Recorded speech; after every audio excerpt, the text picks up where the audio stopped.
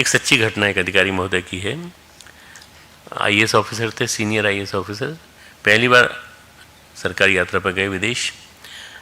हवाई जहाज में चढ़े, विदेश की धरती पे उतरे, बहुत बड़ी पहली बार बहुत बड़े होटल में वो ठहरे। लेकिन क्या था, कुछ कामनाएं, लालसाएं, कुछ लिप्साएं उनकी सुप्त रह गई होंगी अंदर ही उनके मन में। बड़े होटल में अच्छे रूम में ठहराया गया, वहाँ उनको बड़े फ्रिज में, बड़ी अलमारियों में बहुत सारा सामान था। उन्होंने सोचा कुछ देख भी नहीं रहा है, कुछ कर भी नहीं रहा है, कहीं कैमरा भी नहीं लगा है, कहीं कैमरा नहीं लगा था वहाँ, पर कोई टोकने वाला भी नहीं है, कोई रोकने वाला भी नहीं है। पहली बार तो उनकी जिज्ञासा जगी, उठा उठा के देखा सब सामान को। फिर उन सारा सामान जो है उठा करके रख लिया अपने पास सामान, और जिज्ञासावश सारे होटल में फ्रिज में रखे हुए जो आइटम थे उनको भी चख चख के उठा उठा करके देख लिया। फिर जो रखना था वो रख लिया। मैं एक सज्जन के यहाँ गया था भोपाल में, जो बड़े अच्छे कार्यकर्ता थे हमारे, तो उनकी पत्नी जो थी वो भौतिकवादी थी पूरी तरह से, वो भी थे भौतिकवादी थोड़े से, परंतु हमारे मिशन का काम करते थे। मैं जब उनके यहाँ चाय पीने के लिए बैठा तो उन्होंने कहा उनकी पत्नी से कि चाय लेके आओ और वो इम्पोर्टेड सेट लेके आना, टी सेट इम्पोर्टेड। अब मैं जब मेरे जैसा आदमी आया है तो उनको बड़ा अच्छा लगा कि डॉक्टर साहब हमारे पास आए हैं।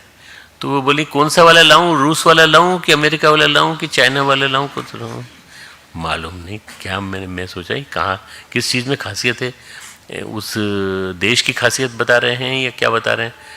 फिर वो चाय के बारे में बोले कि चाय की पत्ती वो वाली डालना जो वहाँ से लाया था मैं, वहाँ से लाया था मैं, वहाँ से लाया था मैं।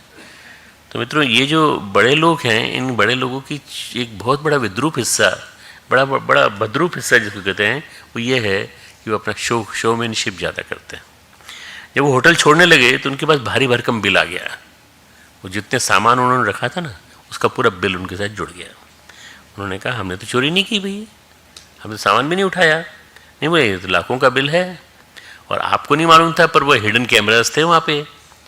और हमने तो आपने कहा मैनेजर से भाई इतना भारी बिल क्यों है, आप हमारा सामान ले देख लीजिए। हमने तो ऐसा कुछ लिया भी नहीं है, थोड़ा सा ले लिया है, थोड़ा रख लिया थोड़ा सा। और जो आपने रखा है उसी की कीमत इसमें जुड़ गई है आपके बिल में। हमारे होटल में जो कमरे हैं उनमें डिजिटल कंप्यूटराइजेशन है पूरा हर एक का। आपने अगर कोई सामान उठाया और उसके बाद नहीं रखा उसको वहाँ पे, तो कंप्यूटर जो है फ्रिज उसकी जो पिन है वो सब कुछ रिकॉर्ड कर लेती है और फ्रिज उसको नोट कर लेता है कि आपने सामान ले लिया। अब आप ले जाइए, हमारे लिए तो कुछ बेकार है ये। क्यों? उन्होंने कहा इसलिए कि हमारे यहाँ से इसको राइट ऑफ कर दिया गया है और आपके जिम्मे पेमेंट इतना आएगा, इतने हजार लाख डॉलर आपको देना, पेमेंट करना पड़ेगा। उनको फ़ोन करना पड़ा दूतावास को, दूतावास से फ़ोन करके उन्होंने पैसा मंगाया, तब जा कर के मुक्त हुए, नहीं तो उनको जाने नहीं दे रहे थे। हम आपको जाने नहीं देंगे यहाँ से, पैसा पेमेंट करो पहले, सामान ले जा रहे हो, हमारा सामान ले जा रहे हो और पेमेंट कर नहीं रहे हो तुम। तो भाई हमने नहीं रखा था ये, तो हमने ऐसे शौकिया तौर पे कुछ 8-10 आइटम रख लिए। बोले उन 8-10 की कीमत ही है ये पूरी, इससे ज़्यादा हमने कैलकुलेट नहीं किया है। लिप साउंड पर भारी पड़ी। उन्होंने कहा अब तो साहब इनके सामानों की कंप्यूटर में एंट्री हो गई है, अब सामान इंडिया ले जाओ चाहे आप समुद्र में फेंक दो, हमें कोई फ़र्क नहीं पड़ता, बिल आपको पूरा देना पड़ेगा। वो लालच, विदेश यात्रा, आकर्षण चीज़ों का, सामान का बड़ा महंगा पड़ा। संसार भी ऐसा ही है। संसार में जो चीज़ आप उठाओगे और जो चीज़ आप लोगे उसकी कीमत आपको देनी पड़ेगी। आपका उतना पुण्य उतना तप क्षीण हो जाता है, उतना पुण्य उतना तप आपका क्षीण होता है जितना सामान सतना संसार से आप लोगे। प्रकृति में भगवान की, परमात्मा की कंप्यूटराइज व्यवस्था है पूरी पूरी। प्रकृति एक कंप्यूटराइज व्यवस्था है पूरी पूरी, क्योंकि आपने तो कर्म किया, बल्कि किन परिस्थितियों में किया, किन परिस्थितियों में किया ये मायने नहीं रखता। कर्मफल विधान जरूर लगता है, हर एक के ऊपर अप्लाई होता है। Not a single person is exempted from that. एक भी व्यक्ति को उससे अलग नहीं किया जा सकता है। साहब आपको मालूम नहीं है, हम वहाँ के वो हैं, हम वहाँ, आप कहीं के भी कहीं हो, हमें कोई फर्क नहीं पड़ता। कंप्यूटराइज्ड विधान ये है कि आपको यहाँ के सारे नियम पालन करना पड़ेगा। ऐसा नहीं परमेश्वर आकर स्वयं करे तो बच जाएंगे, परमेश्वर भी नहीं बचेंगे। परमेश्वर मान लो कहीं कोई चीज़ उठा लेंगे तो परमेश्वर के नाम पे भी आ जाएगा, अकाउंट आ जाएगा, पूरा डिटेल में चला जाएगा। कर्म का विधान अनिवार्य है। लेखा जोखा कौन रखता है? लेखा जोखा प्रकृति रखती है। कर्म का लेखा जोखा प्रकृति रखती है, प्रकृति की व्यवस्था है ये। यहाँ मुफ्त में कुछ भी नहीं है, मुफ्त में कुछ भी नहीं है। अगर आपने किसी के बगीचे में जाके फल खा लिया तो वो भी मुफ्त में नहीं है, आप उसका पैसा उसको दे के जाइए। मैं याद है मुझे, हम लोग गंगोत्री गए थे, तो गंगोत्री से जब लौट रहे थे तो सेब का बगीचा आया, सेब का बगीचा आया, हम लोग वहाँ उसमें गए, देखा तो कोई नहीं था वहाँ, पर सेब लटक रहे थे बढ़िया खूबसूरत खूबसूरत से। तो मैंने अपने ड्राइवर से कहा, मैंने कहा यार 2-3 सेब अच्छे बढ़िया तोड़ ले। उसने तोड़ लिए सेब। मैंने तीनों सेब की कीमत जितनी हो सकती थी अंदाज से मेरे, वो मैंने निकाल के रखी और मैं देने वहाँ रखने जा रहा था। इतने में वो आदमी आ गया, अरे आप हमारे बगीचे में घुस गए, आपने क्या खा लिया? मैंने कुछ नहीं खाया भैया, ये 3 सेब हैं, इन 3 सेब की ये नहीं। तो उसने कीमत देखी तो कीमत ज़्यादा, ज़रूरत से ज़्यादा मिल रही थी उसे। उसने कहा ठीक है साहब, आप लोग जाइए, आपको कोई दिक्कत नहीं होगी, आपको देना पड़ेगा हर जगह। अगर आपने चोरी से लिया है तो आप किसी भी इसमें चले जाओ, वो मॉल है ना, मॉल में चले जाओ, वहाँ उठा लोगे सामान तो वहाँ भी आपको पूछा जाएगा क्या क्या लिया आपने। प्रकृति की नज़रों में धनवान वो है जिसके पास पुण्य है। जो समझदार है वो पुण्य का उपयोग, तप का उपयोग लोक संग्रह में, लोक सेवा में करते हैं, सुख भोग में नहीं करते हैं, इंद्रियों की तृप्ति में नहीं करते हैं। हम समझते हैं कि त्याग में हम गंवाते हैं, नहीं, त्याग में हम पाते हैं, त्याग में हमको पुण्य मिलता है, त्याग में हमको पुण्य मिलता है। आध्यात्मिक जीवन की उपलब्धि त्याग है। इसलिए उच्चतम साधना जिसको कहते हैं, श्रेष्ठतम साधना कहते हैं, श्रेष्ठतम अनुशासन जिसको कहते हैं, वो विवेक और वैराग्य का पालन है।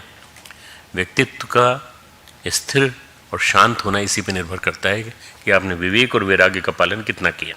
देखो कोई आदमी चंचल दिखाई पड़ता है, अस्थिर दिखाई पड़ता है, उसका कारण क्या है?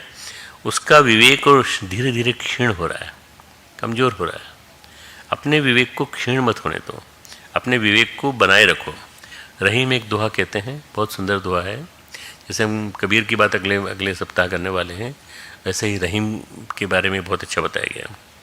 वो कहते हैं, गोधन गजधन बाजधन और रतन धन खान, जब आवे संतोष धन सब धन धूरी समान।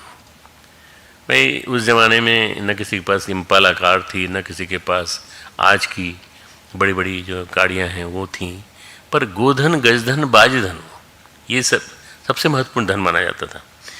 BMW आज चलती है, BMW की सवारी करते हैं, जिसके पास BMW होती है, जिसके पास फॉर्च्यूनर होती है, जिसके पास और भी कई तरह की गाड़ियाँ होती हैं, बड़ा खुश महसूस करता है।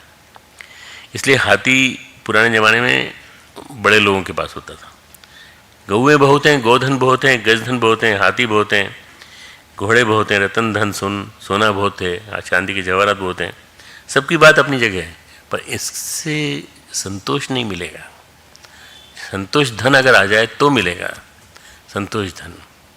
मेरी माँ एक गीत गाती थी, मैं कई बार कोशिश की उनको कि मैं उनको रिकॉर्ड कर लूँ, मैं नहीं रिकॉर्ड कर पाया मैं, और 2009 में वो चली गई। उनका गीत था, संतोष धन पाया नहीं, साधु हुआ तो क्या हुआ। तूने संतोष धन तो पाया ही नहीं, साधु होने से क्या हुआ। साधु को मतलब सबसे पहले संतोष मिलना चाहिए कि मैंने आध्यात्मिक जगत चुना है तो मुझे संतोष मिला कि नहीं। तो उनका गीत मुझे इतना अच्छा लगता था और अभी तक मुझे लाइन याद है, इसके आगे की लाइन याद नहीं है। कभी उस ज़माने में रिकॉर्डिंग करने का सेटअप था भी तो भी हमने रिकॉर्ड नहीं किया, कभी टाइम नहीं मिलता था माँ के पास बैठ पाने का इतना ज़्यादा, पर वो बहुत भाव से गाती थी। पतंजलि कहते हैं कि संतोष से आत्मसुख की प्राप्ति होती है।